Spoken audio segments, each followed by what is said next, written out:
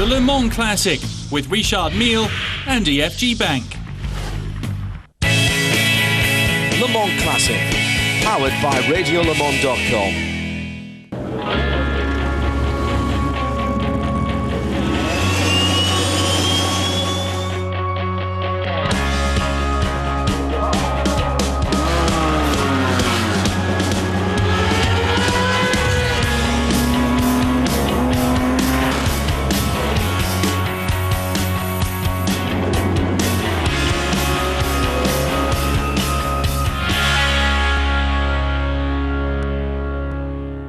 Hello there and welcome back to, well, the mythical start-finish straight here at the Circuit de la Sarthe Le Mans for the 2010 Le Mans Classic on MotorsTV. I'm John Hindhaugh and this, sadly for me, is our final programme. I've had a great time over this weekend and I really feel a lot more connected to motor racing and to automobiles, and hopefully some of that will come through in this programme.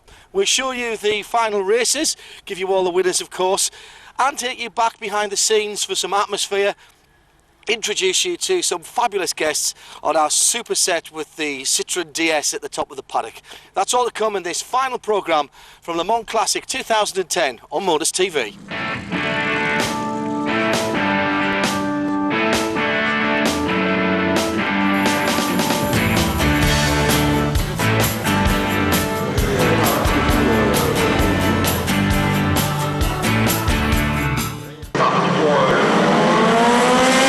Get the action underway straight away with the third plateau, and we're off and running in the daytime. This is early morning on Sunday.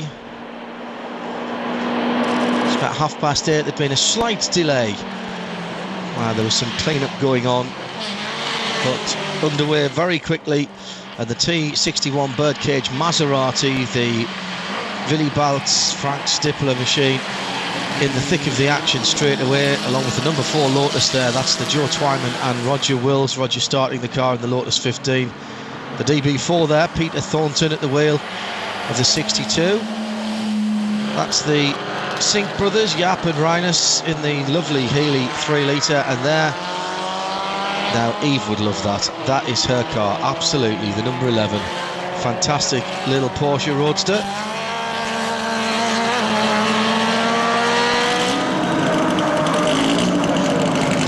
Early problems for the 47. That's the Fergus McLeod, Rob Barth and Neil McLeod Lotus 11. And there, the 1961 Sunbeam Alpine, the ex-works car with the lowered rear fins. Very special machine there. But out front, this is the birdcage Maserati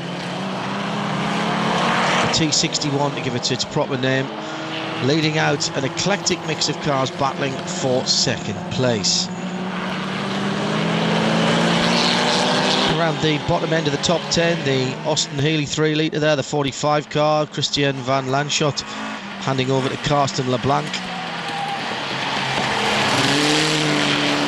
And as you can see in this last race for this plateau, they were leaving absolutely nothing in the locker. Everybody pushing as hard as they can. They don't have to nurse the cars anymore. It's just this race, and then put them on the trailer and send them home. The last opportunity for 2 years to be racing on the circuit of Le Mans. Fairly standard looking pit stop here. Remember, 90 seconds from entering the pits to coming out. That's an interesting way to mount an onboard camera. That's Olivier Penat getting into the 1959 Triumph TR3A. Hopefully see some shots from that helmet cam.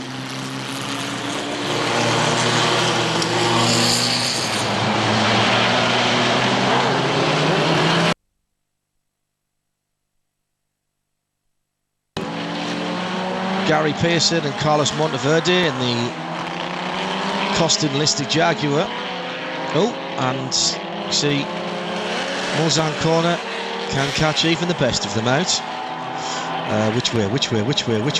No, not that way. Right onto the apex of the corner. not sure I would have put that 1959 car at quite as much risk there.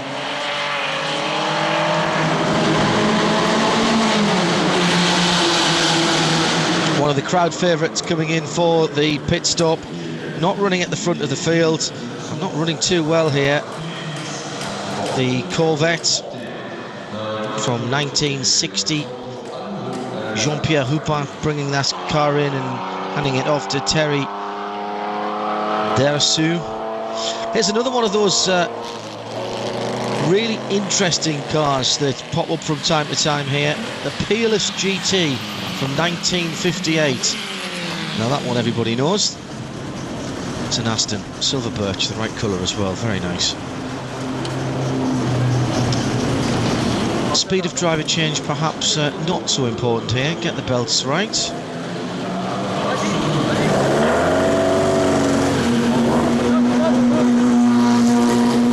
Come on, fire. Little TR3 there from 1967.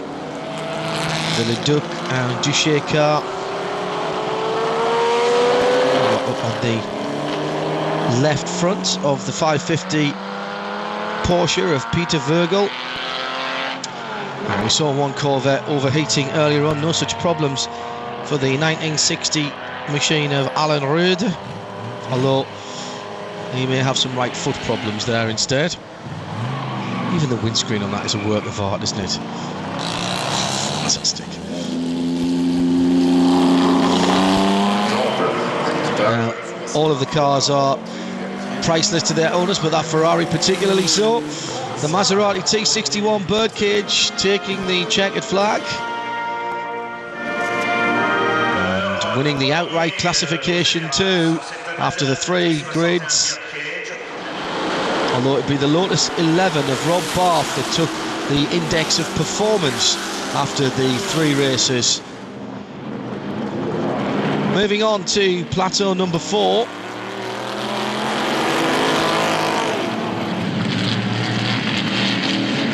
Christian Glezel has completely dominated the first 2 rounds in daylight, then in darkness. The number 34 Ford GT has been the class of the field. And then, as the Ford V8 shatters the early still air and the singing birds down at the end of the Ligne Droite Unadière, down to Mulsanne corner. You can pick any one of about 6 or 7 for who might be in the podium positions. But really this weekend, it's never been in doubt that Christian Glezel would drive away from the field. And indeed, he was heading towards a win in the outright classification as well. The battle behind, though, was far less cut and dried, with Ludovic Caron in the AC Cobra number 21 and David Hart in the Bizzarini 5300.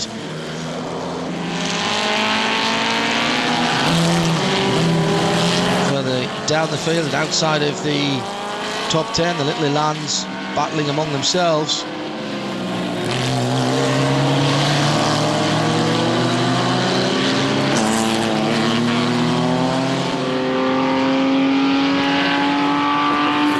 Down the inside of the Triumph Spitfire, the 58 is the Giulietta SZT of Pascal Perrier.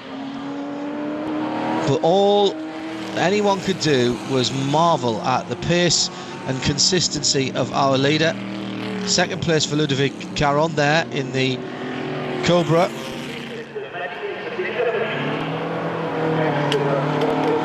There's another look at the 58. That's 1962 Giulietta.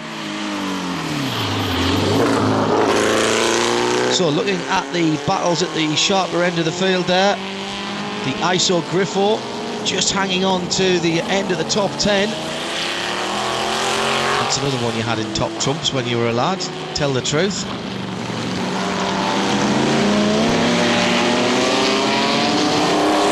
The AC Cobra there is the Harry Canary. What a race history that's got. Kevin Kivlocken and Will Bridges as into the pit lane. Another just complete fantasy car for most of us.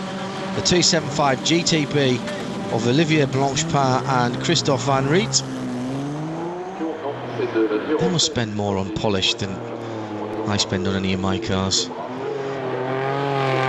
Okay, perhaps apart from the Porsche, just in case Marino's listening. Just to give you an idea of some of the different machinery there.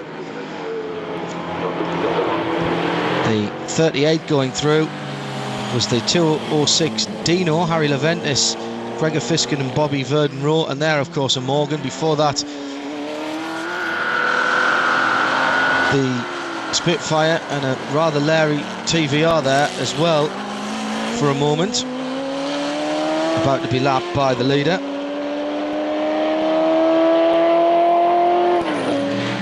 TVR Grand Tourer from 1963, four-cylinder car of course. There's Ludovic Caron. He was battling for second place pretty much throughout. First never really on the Lotus Elana Georges Verquin. And another one of the crowd favourites there going through that Porsche. But it was all about the dark blue, white and red 34.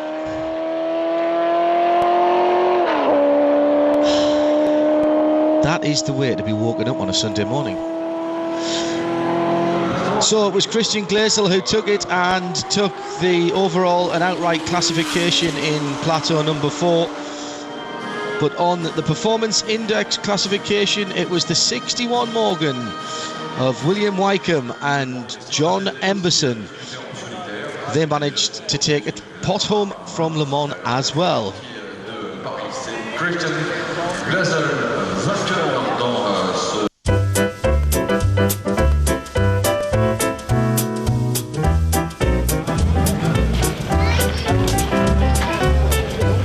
Well, as well as the racing, the ambience and the atmosphere is certainly to the fore as far as the Classic Le Mans 2010 is concerned, and whether it's 2 wheels or 4, it's something to keep everybody interested.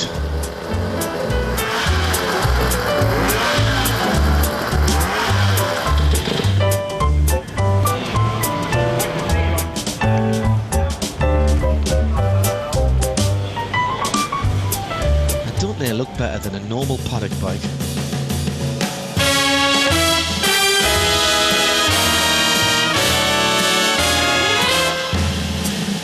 Hang on a minute, I didn't get invited to this shoot.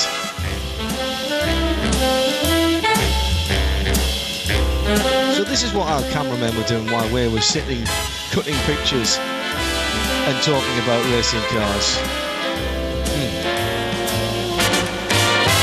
Admiring the curves, they said. I thought they meant the AC.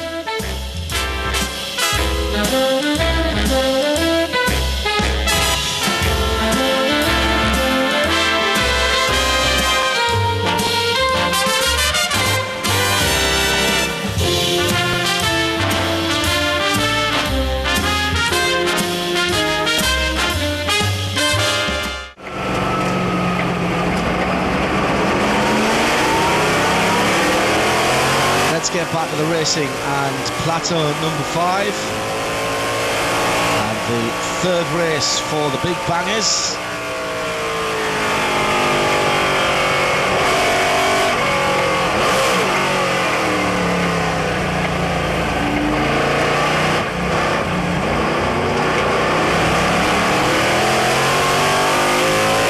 Aboard the Chevron B16. The front of the field battle it out, and once again at the front that glorious Ligier GS3. Down the field though, it's an absolute enthusiast delight. Probably as much digital exposure expended on this plateau than all of the rest put together. Extremely evocative. 40 years since the making of the movie Le Mans, and a lot of these cars clearly right in period. Almost a very, very nasty moment there for Leo Vallazedes in the T70 Lola. Mark 3B. Oh, and synchronised spinning. So around goes the B16. John Sheldon, I think, at the wheel of that at the start. Corvette's right in amongst it there. But round the outside, that marvellous Helmet TX from 1968, the gas turbine powered car. And if it's not sports prototypes that floats your boat, then you can always marvel at the GT cars, like that glorious 275 GTB of Jan Giesen.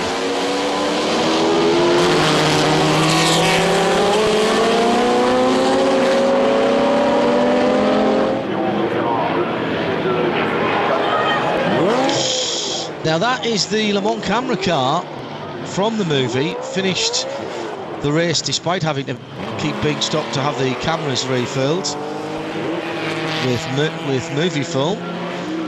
The front camera mount being removed because the drivers were complaining they couldn't see past it.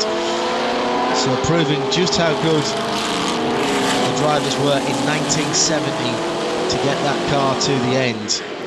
And that car providing us with some phenomenal footage that eventually did make it, of course, into the movie Le Mans that was released in 1971.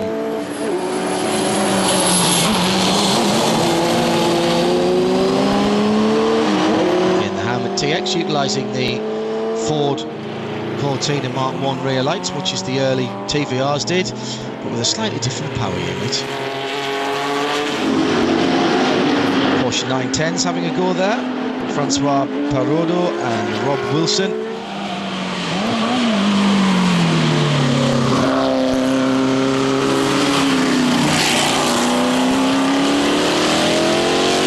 Now you understand why when we weren't working, we were out on the banksides all the time.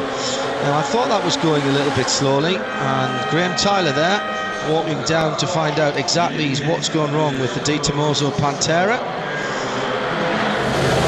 Came in rather too slowly, but fettled, fiddled, foddled and fired up. It's back out.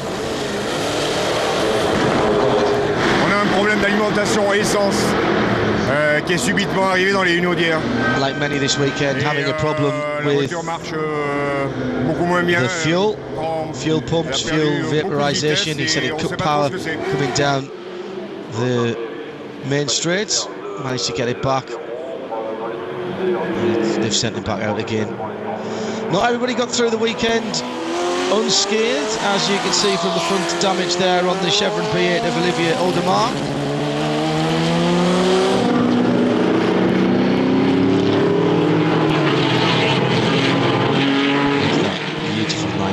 Again.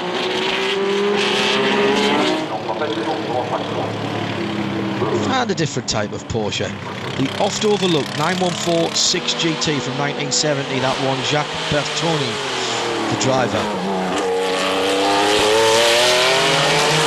It's the unmistakable howl of the Ferrari 512M.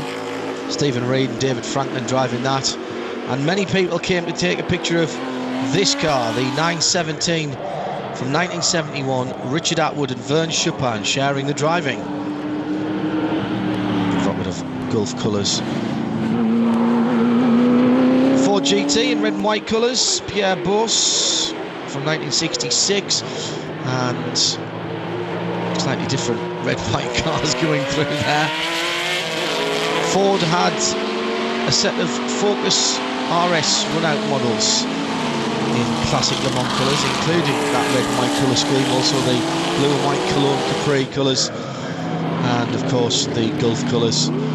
This is the 908 Flunder that was second at Sebring in 1970, driven by Peter Revson and Steve McQueen, and then used again as the film camera car entered into the 1970 race. These two Mustangs battled it out all weekend, but the car at the head of the field more often than not was the yellow and green Ligier, but this time it wasn't to be, as the Ligier succumbed. Quelle horreur for the Ligier followers, the GS3 coming to a halt out on the circuit. The Alpine A220 was a rather rarer sight than I was hoping to see. Not as many rare French cars as I had imagined over the weekend. The British marques clearly still dominating the classic motoring and motor racing scene. There's John Sheldon again in that red Chevron B16.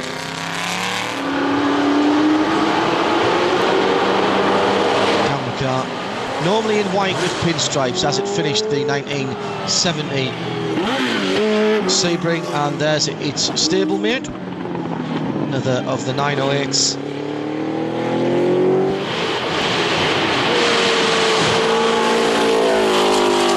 That one driven by Otto Jacobs.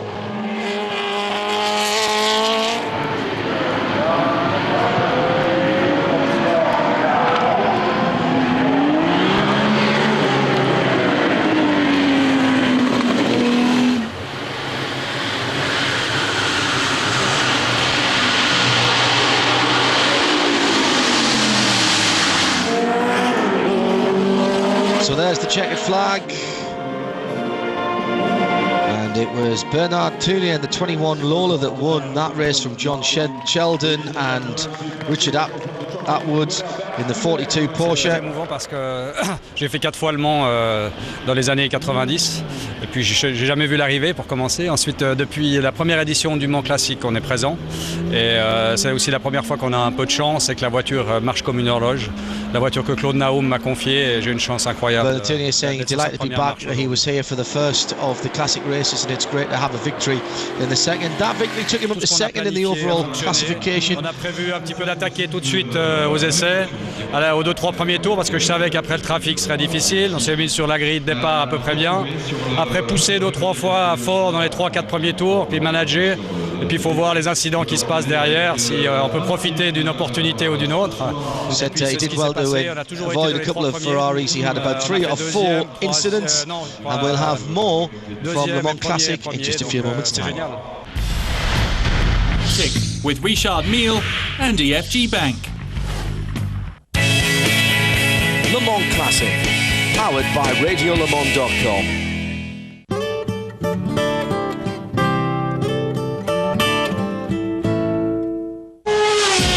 750 brake horsepower, driving for the football teams of Tottenham, Liverpool and Madrid.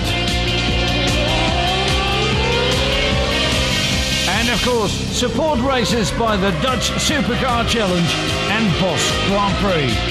For tickets and information, check zoldersuperleague.be. So that's the place where you need to be, 17th and 18th of July.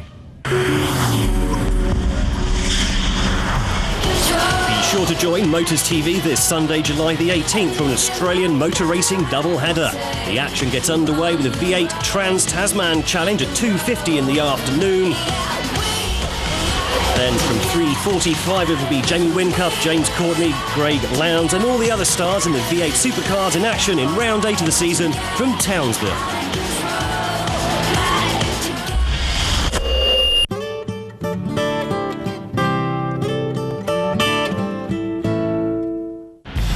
The Le Mans Classic with Richard Mille and EFG Bank. Le Mans Classic, powered by RadioLeMans.com. Welcome back to our set here, Motors TV from Le Mans Classic 2010. James Wood joining us. Thank you very much for coming along straight after your driving experience. And actually, you're the perfect person to ask this question to because you were here for the very first edition of Le Mans Classic, which amazingly is 10 years ago, and you haven't been back since to this event. How has it changed? What's the things that you've noticed this year coming back here? Well, I think the quality of the grids all the way through and the size of the event altogether has grown unbelievably. It was great then back in, actually I think it was 2002, the first year, and already it seemed to be an enormous event, I think with 40,000 people in its first edition, and I believe it's over 100,000 today, and a great event, the atmosphere all around over the week building up, it's getting closer and closer in atmosphere to the 24 hours itself. When you came in 2002, did you have a thought to think, I'm not sure this is going to last, or was it an immediate one of those things where you go, wow, this is a winner? I think there was something that that I, along with many other people, thought was going to be a recipe for success, if that's the right way of putting it. But because there's been such passion for Le Mans over many years, and the chance for a lot of people to come here and drive the cars that the raced in previous editions didn't arise, except for a few races, I believe, in the 70s. There are some historic races. So, and with the growth of historic racing, it seemed a perfect opportunity to come back, and something that Patrick Peter and his organisation have really done so well. I think the key part of it, because you're right, we have had a few support races, even at the 24 hours, that have been for the Le Mans legends and cars from various areas, but actually getting the roads closed for a second time in the year and racing through the night, that's what really makes it special, isn't it? Yes, I think that really captures everyone, and to have the opportunity to be stars of their own show rather than being someone else's supporting act, in the same way that Monaco with the Grand Prix Historique has even moved from being one support race before the Formula One to being its own event, and now it's actually 2 weeks before. I think the ACM decided that it needed to have its own status and not to just be an add-on in advance of the Grand Prix. Talk a little more about the event in a moment and the growth of that classic movement, if you like, over the last 10, 15 years. But first of all, you must tell me a little bit about the cars you drove, some with more success than others, because you had a problem with one of the cars you were meant to drive. But you were part of this fantastic 7-car team, effectively, that brought back the Talbot Works cars into the first plateau, the older cars that we have here. Yes, that's right. I was very kindly asked to drive Go 51, which was one of the 1931 Le Mans team cars.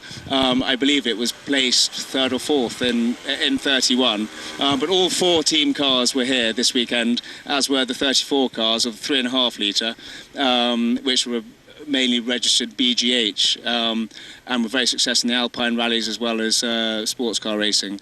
And Adrian van der Croft, who owns the car, kindly asked me to drive one.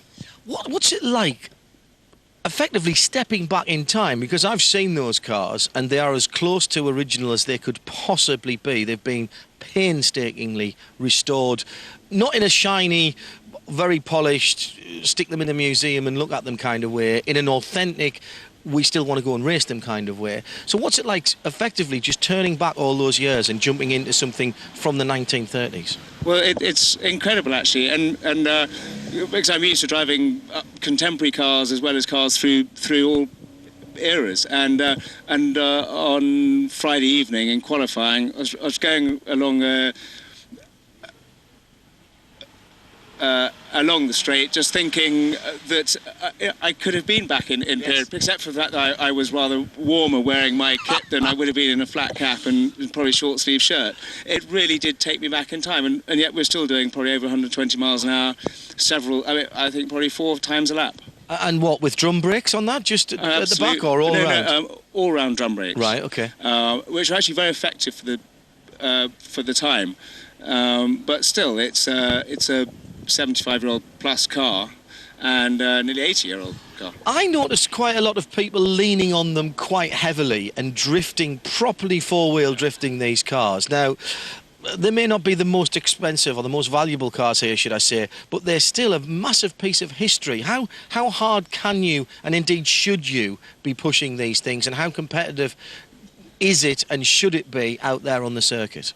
Well, I think it's all a matter of balance and respect. And respect, good word. Yeah. So it's a matter of really demonstrating the cars, and I'm very lucky to be asked to drive many of these cars because I'm respected as a driver by Do you have to be sympathetic mechanically to them? Yes, because it is actually very easy to overdrive the older cars in terms of overusing the brakes and the tyres and sliding too much, but just keeping a fine balance. And the quickest way is a four-wheel drift, but trying to keep the drift angle reduced and just be very smooth and gentle on the car, the brakes, the gearbox, and looking after that. But having said that, all of the Talbot, 7 cars racing this weekend, plus I think a saloon and a pickup, were driven down here, just as they were in period. Wow. So that's they're all road fantastic. cars. They're used all of the time, and they are a significant piece of history and of significant value. I mean, but at the same time, it's great that the owners of so many of these cars are prepared to really have them out on track and like to use them themselves and have them well driven. But I always think it actually gives honour to the guys who designed them, built them and ran them in period, because to have them just being dusty in a museum, I just think is wrong, fundamentally wrong. The other car you've been involved with this weekend didn't have so much luck, and a head gasket go on the Lotus, I'm afraid, but that car will be back. Yes, absolutely. It's been invited to the Goodwood Revival in September, and I believe it will also go to Spa, possibly not the Silverstone Classic, but several other races this season and in future. Well, you see, now you say that, and that brings us very nicely in the last 5 minutes that we have here to talk about the growth of the classic movement, as I called it at the beginning of the interview. You obviously can draw parallels between this today and, say, particularly the Revival and to a certain extent the Festival of Speed. The Silverstone Classic is coming up on an upswing from the heady days of when it was Coy's, 10, 12 years ago. I'm interested to know, what's your take on this? Why do you think people all of a sudden have switched on to this? Because it doesn't seem to be to the detriment of contemporary racing. It's just another string to a lot of people's bows. Well, I think that's right. I think that people have seen the cars in action and realised that they could actually own and drive them themselves, and it's slightly more accessible and is very enjoyable for many people. It's not contemporary racing. There are no multi-million pound contracts at stake, but there is some very serious close racing. All racing is serious, should be taken seriously, of course, but it's also to be enjoyed in this arena. Now, we've been celebrating the 40th anniversary of Porsche's first victory here this weekend. We've had the Steve McQueen Solar Productions Porsche here with us on our set for most of the weekend as well. And that's a nice tie-up with you as well, because on September the 5th, which is a Sunday, you're involved in a new initiative in the centre of London at Chelsea, on the same grounds as the Chelsea Flower Show held. And this is the Chelsea Auto Legends. Tell us quickly a little bit about that, James. Yes, well, the event is called Chelsea Auto Legends, as you say, and it's really a celebration of motorsport, and this year focusing on Le Mans. The Royal Hospital have very kindly agreed to let us use the grounds. We're raising money for the pensioners at the Royal Hospital, and we have a central theme of Le Mans feature, including many original Le Mans cars, several winners, and equally many drivers through the period, but also to be a gathering for people in central London of nice, high performance or desirable classic cars, or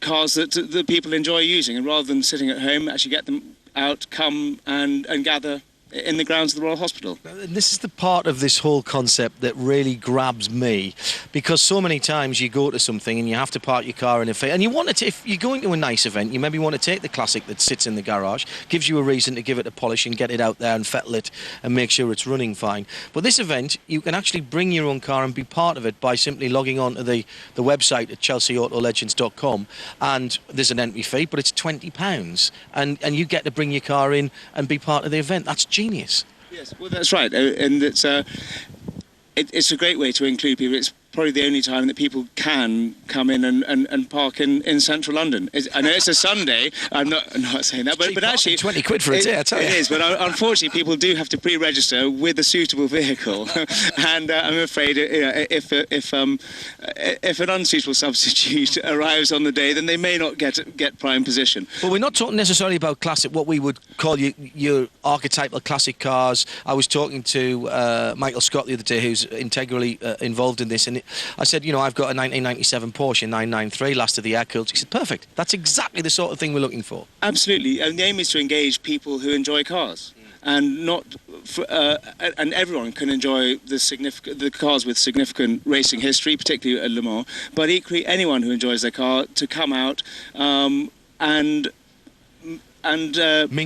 mingle, yeah. Meet people, see the other cars, talk to other people, whether they're a member of a club and come as a club, or just on their own or with the family. So that's chelseaautolegends.com. It's the 5th of September.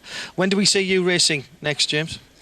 In a couple of weeks at the Silverstone Classic, Yeah. I hope. If not... And what have you got out there?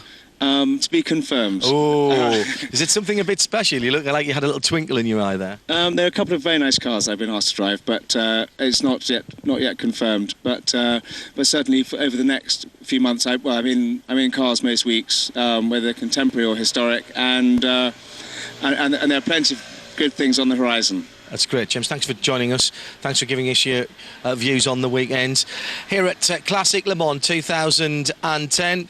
As you can probably see, things are beginning to wind down. Indeed, this is the quietest I've seen it here in the paddock for the whole of the 3 or 4 days that we've been here, but we've still got more to come, so stay with us here on Motors TV as we continue with our exclusive coverage of the Le Mans Classic 2010. And we head off to plateau number 6, which undoubtedly will scatter the wildlife. These are some more fabulous cars. Don't ask me to pick my favourite. The newest cars heading towards the green lights for the final time for this plateau, although we still have a couple of races still to go. The green lights are lit. Jacques Nicolet and Jean-Marc Lucot jump out again in the Porsche 935. Another oft photographed car, and as you can see, even at the end of the start-finish straight, it's getting away. The big battle again for second place. I'm not sure 3 wide through the S's ever has worked in the past.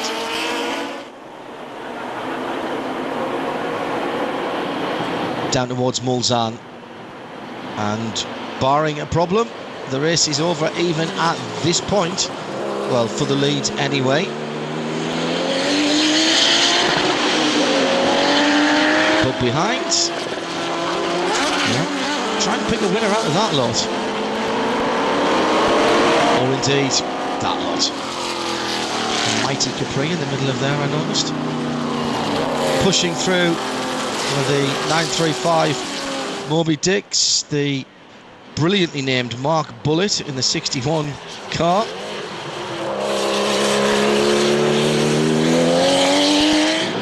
Good first lap, and then settle into a rhythm for our leader. The 21 car, the little black Chevron B21 there, is Ludovic Caron. We've mentioned him a few times. And there is the 65 car, raising money for children's cardiac charities.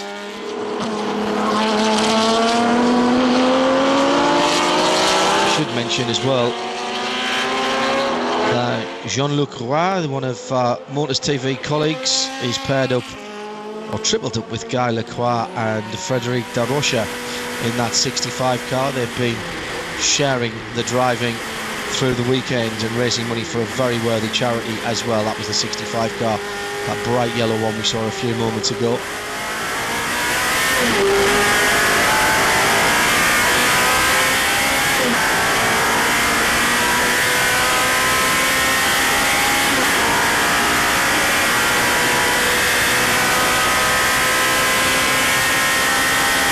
On board with the Inaltera, the 48 car, Pescarolo finished 8th in a similar machine. And he's been reunited with it this weekend and was in fine form, Pesca. It's a chance to have a chat with him on radiolemans.com. And he seems to be in slightly better mood. Russell Bust there in the Chevron B31. Oh, and a spin for the Di Tomaso. The Group 4 26 car, Martin Jorgens. And in fact, that car wouldn't restart. The Inaltera into the pit lane. As at the head of the field, as the pit stops have started, our erstwhile leader has got Carlos Barbeau in his Lola T280 HU3, sharing that with Jonathan Baker. And now Dagenham's finest, the Capri 26 RS, that's the Titford Reeves 1972 car. And there's Henri Pescarolo in the trademark green helmet, joining the Inaltara. Ooh, almost an unsafe release there as the number 50 Porsche of George Tuma comes in to hand over to Jim Pace, the Porsche 3 litre from 74. And eventually, and you see, first time I raced the Capri RS, it had to be bump started as well. And I think there's a picture of it somewhere. In comes the 34. Change of driver.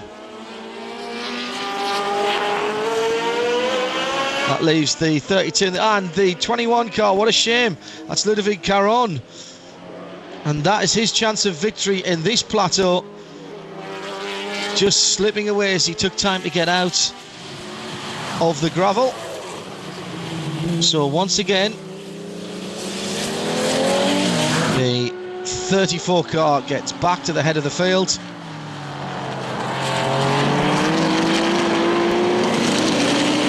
Almost in a class of its own this weekend at 9:36. So now the battle is on between the Lawlers and the Ferraris for the podium places. The Inalterra on its way to 17th position. Enjoy this.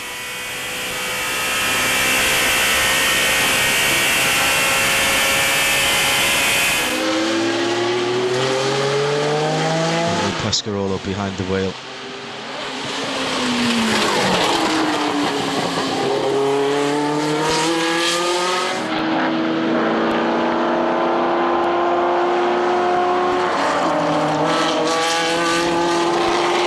Rondo. Well, after I said in the last plateau that we weren't seeing as many of the quirky French cars, the Inalta and the Rondo back to back there. And the Sauber C5 from 1976. Hands up anyone who has seen one of those before. Oh, a few of you apparently. Ludovic Caron there, fighting his way back up after that little spin in the 21. And Patrick Gullo in the Lola T272 there. And another spinner. Le Mans winning number 7 of course, Sandy Watson and Martin O'Connell in the Chevron B36. And there's one of the more distinctively liveried cars over the weekend, Patrice Lafarge in the Lola T298.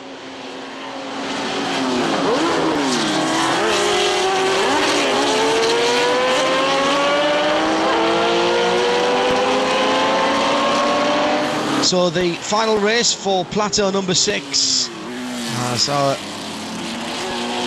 colleague continues to lap in the 65 car. Well, once again, it was the 935 of Jacques Nicolet and Jean-Marc Lucot that won. And just by a couple of seconds in second place, Jonathan Baker and Carlos Barber ahead of Patrice Lafarge, the 44 car, in third place. The two Lolas then second and third, but the Porsche dominated. The question is, when you're 10 seconds faster than the other cars, wouldn't you like more of a battle? Jacques Nicolet is saying, you don't count things like that, you've got to take your own pleasure.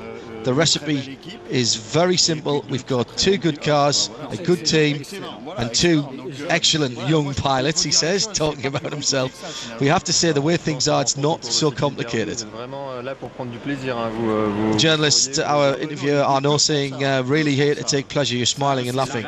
We come to take pleasure, only pleasure. It's the number one rule, says the teammate Jean-Marc Lucot. Don't be part of it if you're passionate. You have to be here. Huge success, and I hope it'll be even better again next time, says Jacques. It's a beautiful event. And so the Le Mans start for the oldest cars on the programme. Let's get away by the Bugatti there. Almost coming together. The Trevor Sweet there, the Invicta S-Type, the darker grey car, just pulling off to one side.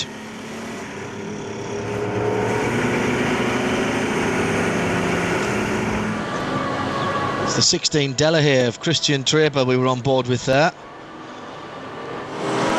Now that was the demonstration start. Here's the rolling start.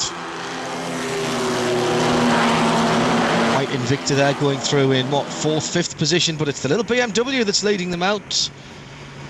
On board with the 16 Delahaye again, coming up to the S's for the first time. Look at the effort needed to get the car turned in. Feeding the wheel through the hands. That's when you really did need to do the Hendon shuffle on the steering wheel. Of course, nowadays with power steering, it's not required. Please, I don't want to see that on racing cars of now. Well, the little BMW losing out to the bigger engine Talbot there as it headed up the hill. Talbot's here in force, as we were talking about earlier in the weekend, with 7 of the cars going back to 1931. Now the Delahaye stretches its legs on the section between the chicanes, down towards the first chicane on the Mulsanne straight. That's longer than you think it is, isn't it? When you see the onboards with Alan McNish in the Audi, it doesn't look that far. It was, in fact, the place I said in the first place they should have gone with that, in between the chicanes. This is the second virage on the Ligne droite Unadier. And again, look at the amount of leaning across.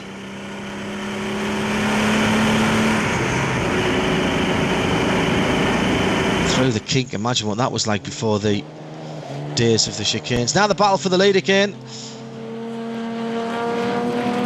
With the Talbot lead. Oh! And off has gone the number 2, Talbot 105 there. It's still at the head of the field. It's one of the ex-Works cars, Go 52. And it's Albert Otten in 2nd place. And as we see them again, they've swapped around. The 26 car is definitely in 2nd position there. The BMW, definitely in the lead, the 26 car. So, Go 52 dropping back.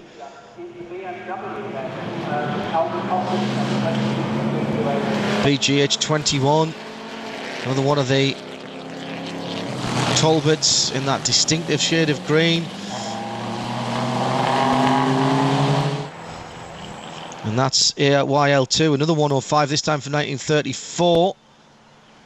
Now, I'm not sure, but I think there was some oh, look at that! Problems for the 70 of Eric Perou's Delage, and pleasing the crowd, the 22 Bentley Le Mans 1926 car, the little Simca 8.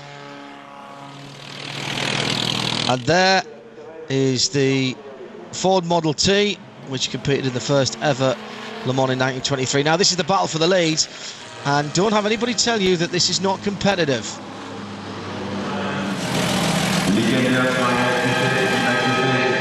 EYL2, another one of the Talbots in. We saw the Bugatti 51 there, Jean-Marc Lafon handing over to Eduardo Salzman.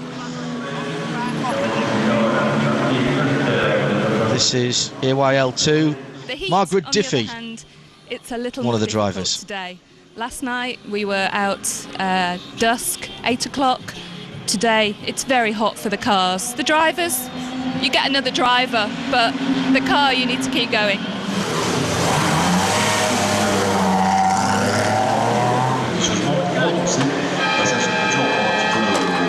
Yes, a lot of the cars needing attention as the Bentley 4.5 litre Tourer from 1928, Nigel Batchelor, rejoins the race. And still running strongly, Christian Travers in the Delahaye, and that's our onboard camera. When you say muscling it round, and when you hear the NASCAR boys saying up on the wheel, now you know what they mean. No seatbelts to pull against, remember. And look at the speed differential. And was it ever thus at Le Mans?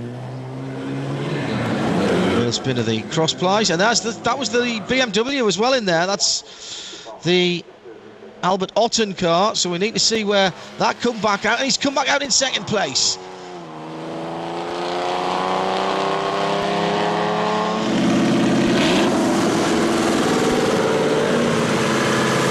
So, just watching them being counted down as the 66 heads back out again on the Lagondas. So the result of the third race sees a win for the Talbot and Albert Otten in the BMW in second. With Richard Mille and EFG Bank. Le Mans Classic, powered by RadioLeMans.com.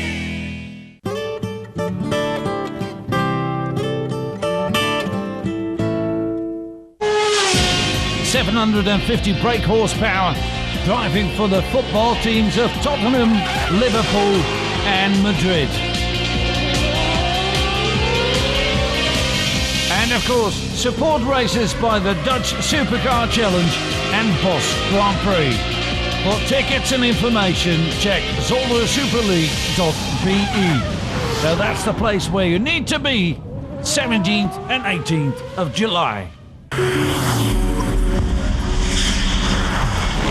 Carlos Jimenez will be on home turf when he takes on Alex Salvini in their ongoing two-rider battle for supremacy in World MX3 Championship, when the series heads to La Baneza, Spain for round 8 of the season this Saturday, July the 17th at 12:40. Then the world's top asphalt dirt specialists from around the world will be in action at 1 in round 2 of the World Supermoto Championship from Germany.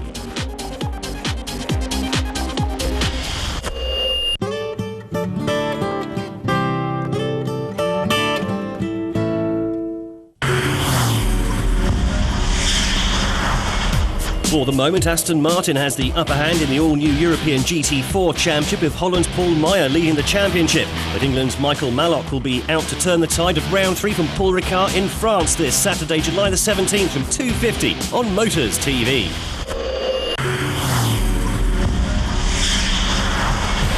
If you've never experienced the close-quarter rough and tumble action and thick black smoke that is the staple of the European Truck Racing Championships, be sure to join us on MotorsTV this Saturday, July the 17th from 3:15 to discover what all the fuss is about. The Le Mans Classic with Richard Mille and EFG Bank. Le Mans Classic, powered by RadioLeMans.com.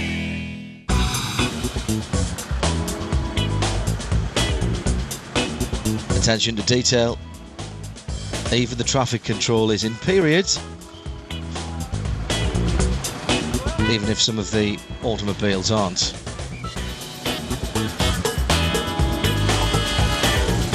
That's better. Alors ça, c'était l'ancêtre des monotes. Ça s'appelait un cabriolet. À l'époque, les gens, les fonctionnaires de police emmenaient les gens au poste. Comme ça, bon, vous êtes costaud, mais vous allez voir, hein, si je vous sers et tout. Okay, the policeman here explaining that before the days of handcuffs, this is how they would restrain people. Like this, wrap it round the wrist, it flips over, and then you just twist. And trust me, that really hurts. And Arnaud is in custody. Et ça a été, moi quand je suis rentré dans l'administration dans les années 76, ça existait encore. Et après, bon, des associations se font plein, voilà, en disant que voilà. It was taken out of service because of complaints and injuries. Ouais, mais alors attendez, je vais avoir des problèmes avec le MLF. Hein, si, alors déjà, moi déjà je tape ma femme, j'ai des soucis. But amazingly enough, this lady still wants to have her photograph taken, being locked up by our French policeman. Je vais ressortir tout de suite, moi. Voilà. Merci. And she thanks him for the honour of being locked up. Le monsieur, il a dit, voilà, est-ce que vous avez assouvi vos fantasmes? Voilà, oui, voilà, la réponse est oui. Merci. Je vous en prie, au revoir. Says there's no problem. And that's what he's going home in tonight. Here's our final race of the day, taking us up to the magical time of 4 o'clock on Sunday afternoon. It's Plateau number 2, the third round. No gloves for our onboard driver. That's the number 14 Jaguar D-Type, Peter Newmark, and He's off and running.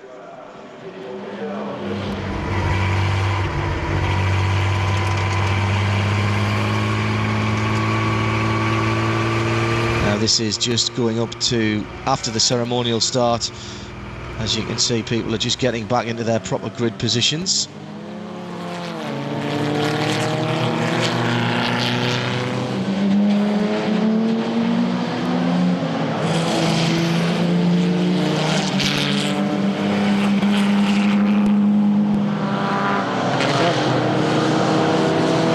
Now with the race running, the Mercedes-Benz 300 SL, Joachim von Finkenstein, Christian Gabke, they're heading for an 8th position. Nancy Aurelia there. This is the 15 car of Alex Buncombe, in and out for its pit stop. There's the 31 Lancia as well. This is Nigel Webb in the C-Type,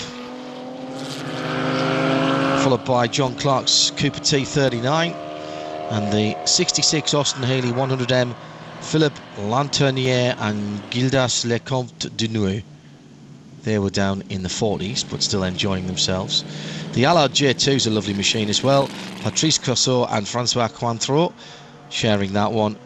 And another T38, Andrew Turvey and Mark Griffiths. They'd finish 50th, but remember, 68 in each of the plateaus and 10 reserves for each of the 6 plateaus. 468 cars in the paddock at the start of the weekend. Beautiful Jaguar 120 there, that was Wolfgang Kurth. And here's our leader again, the Newmark and Baxter. Let's go on board with them. Check out what it's like in the traffic.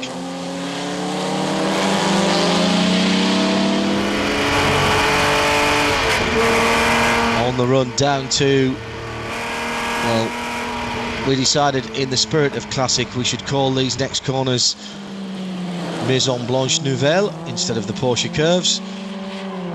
Oh, nice, sir. Very nice. Hans-Martin Schneeberger and Karu Schneeberger finished 27th in that XK120.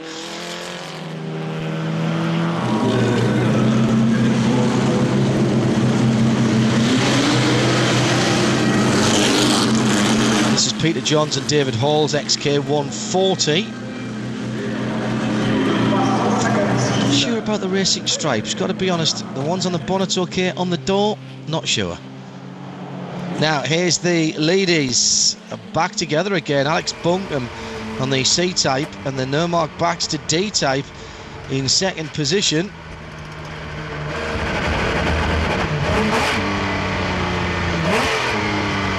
And the Allard J2 just gets a thank you very much indeed.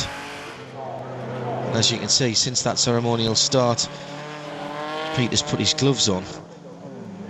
It's that beautiful Mercedes Gullwing again.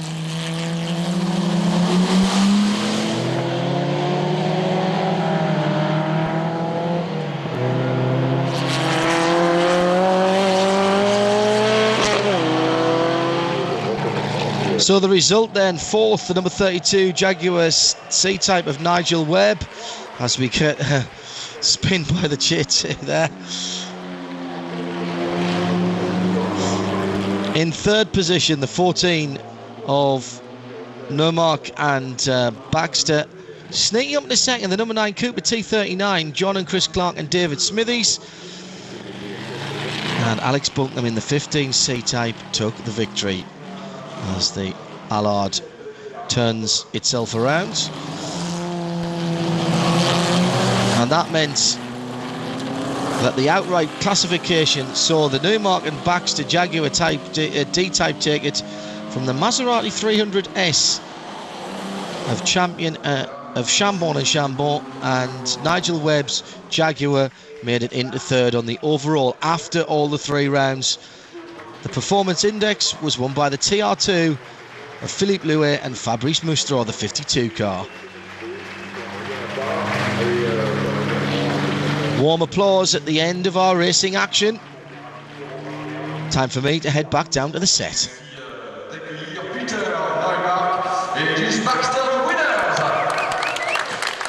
Voici, mesdames et messieurs, on se lève, même si on a pas mal de prisons dans les forces. Voici le God Save the Queen, maintenant.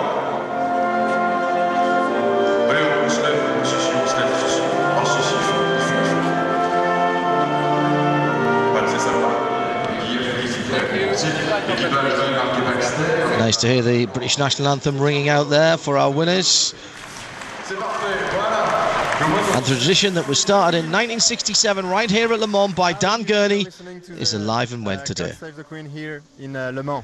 I feel fantastic. No, I can't tell you that. I just feel fantastic. This is the 5th time I've raced my car at Le Mans.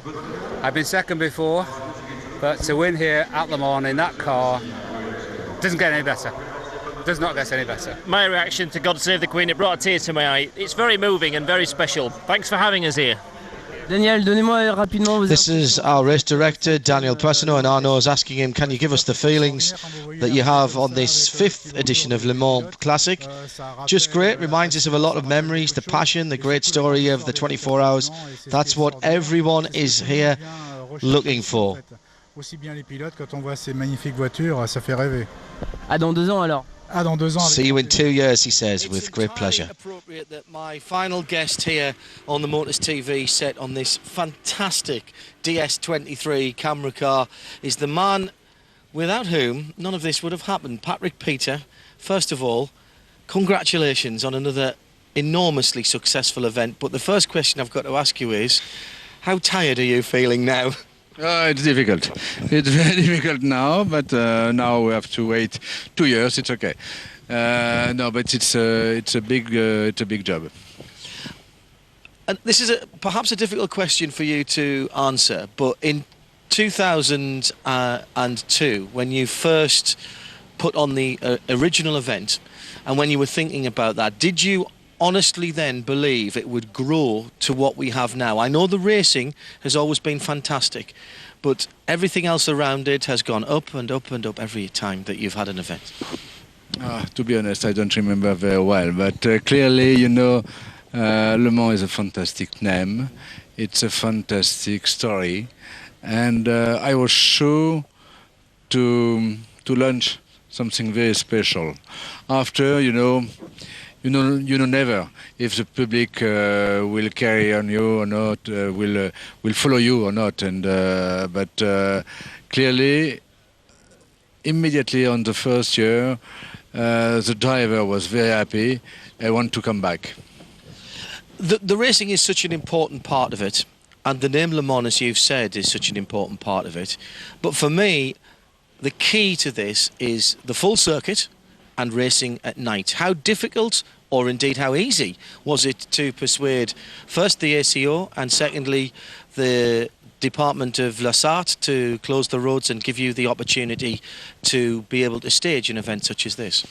Oh, now it's not a problem, because it's a big success and it's perfect for everybody. Just 1 second. What? Last question again. Okay. From the answer, or would you like me to ask it again? For the question, okay? Sorry. We need to put a minute on from where we are, so it was 10:30, near enough. All right. Here we go. Patrick, how easy or how difficult was it to persuade first the ACO and secondly the Department of La Sarthe to allow you to have the full circuit and to run at night? Because in my point of view, I think that is the key to the success of certainly the racing side of things at Le Mans Classic. Yes, of course, it's a key, because clearly it's completely different to race in the Bugatti circuit and on the long circuit. Everybody wants to race on the Hunaudière, etc., etc. And clearly, yes, the first year was very difficult.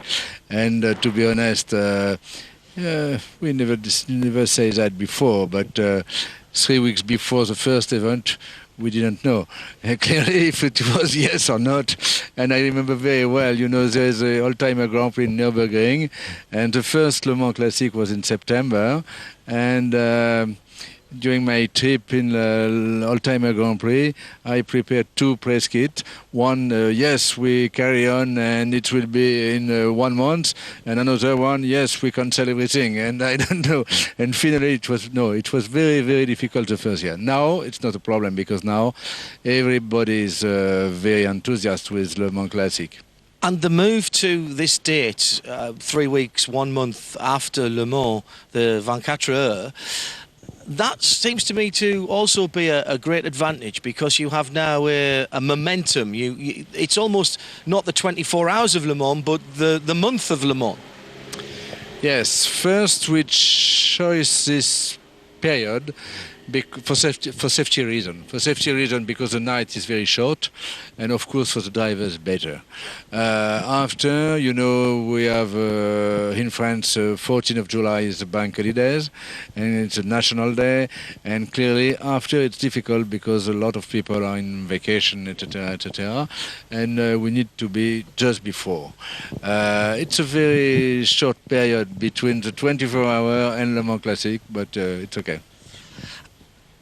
You are the man at the head of the organisation, but I know from speaking to you in the past that it is not just you, and you have a very, very dedicated team of people who put this together. How much work is it, and when do you start planning for 2012 Le Mans Classic? Is it now? No, it's not now. No, clearly no, but probably we will think about that in September. In September, yes. And we have to decide the date for 2012. Normally we done that in Retromobile, which is in February, something like that. It will be in February 2011. That means 18 months before. And after, it's a work for it's a full job during 1 year after. Well done to everybody for getting it done, and I know many hours will have been spent doing it with yourself and the rest of the team. It's quite obvious looking around here that parallels between this event now and also Goodwood, perhaps if not the Festival of Speed, but certainly the Revival meeting, the way that everyone is getting into the spirit of it, the atmosphere, embracing the classic eras. Is that important for the development of the event as we go forward?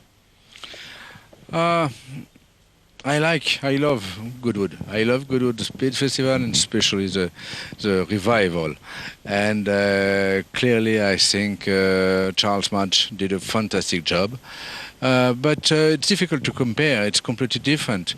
It's different. I think we have a fantastic story here in Le Mans for the sport aspect.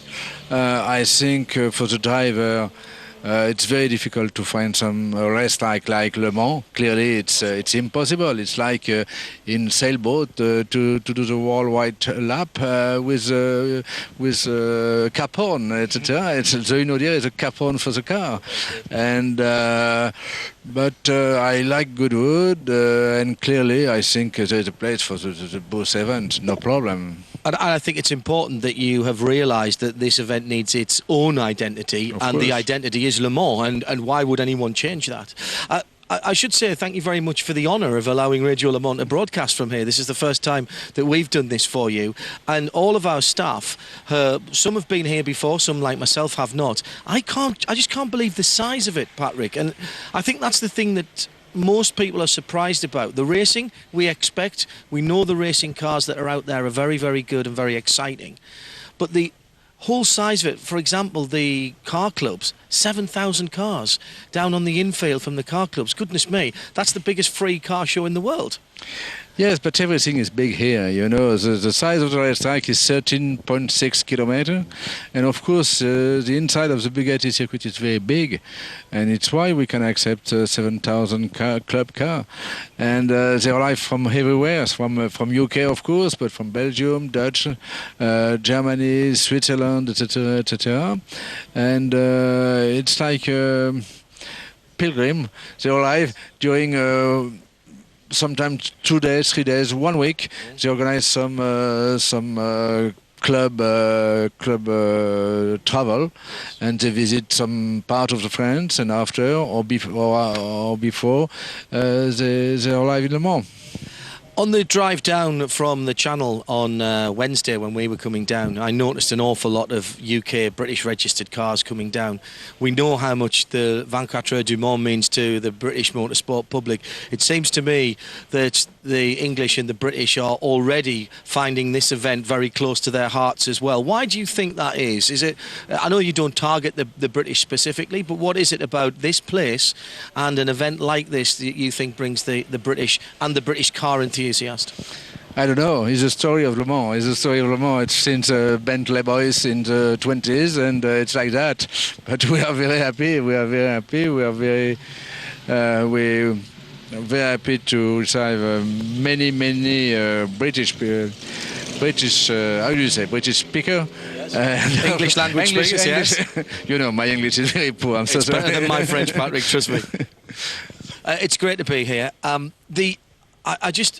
I think the whole atmosphere here is unique to Le Mans, and it's great to have a classic event that so much encapsulates the whole feeling of the 24 hours. What can you tell us about the future of the event? First of all, is the event safe? Will we be seeing it going forward for another 5 editions at least? And what plans do you have for 2012 and even beyond that? I'm not sure how you can improve it, but you know, what can you do to keep it fresh? No, clearly it's too early. It's too early. We will think about that in the 2-3 next months. But there's always something to change, to improve, etc., etc. We have about 100,000 spectators. I don't need 200,000 spectators. Clearly, it's very important for the spectator to be free, to look the car, to approach the driver, etc., etc., and to keep good quality for the level of spectator, etc., etc. We need to think of that. How important is it that you have already a relationship with the ACO, and of course you have the Le Mans series as well, so you're talking with the ACO all the time, and clearly they're very supportive of this event, because you can see immediately that their focus is in helping you put this event on. Yes, we have different companies together. Clearly, we have one for that and one other for Le Mans series, and we work together. For the classic. Clearly, we have a good experience with different historical events like Tour, etc., etc. And but it's clearly we share the job, and for my team we organize everything before. That's mean the relationship with the competitors, the marketing, the communication, etc., etc.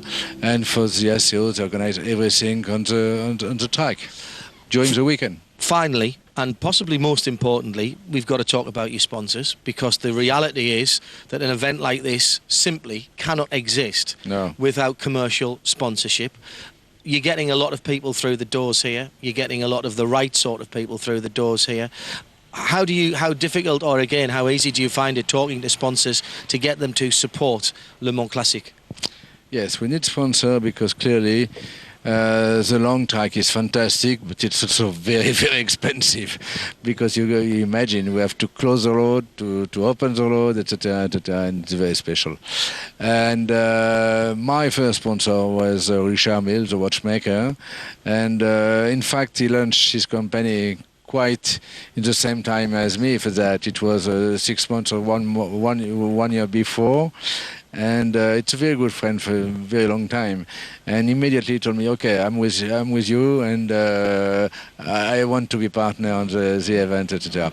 And of course, the first event, you lost a lot of money. It's an invest. It's normal. It's a business, and clearly, but it was a good success immediately with the driver.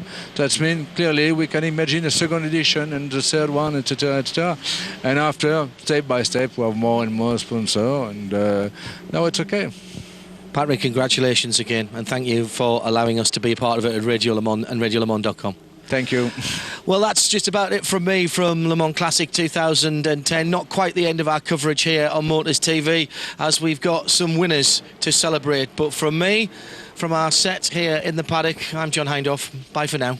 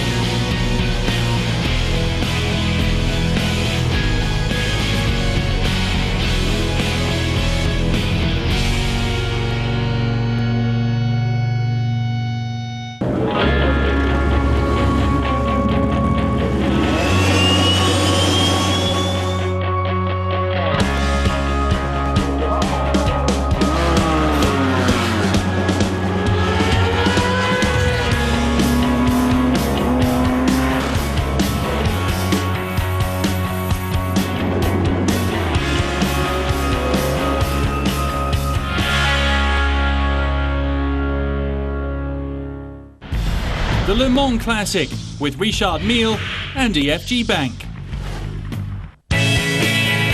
Le Mans Classic, powered by RadioLeMans.com.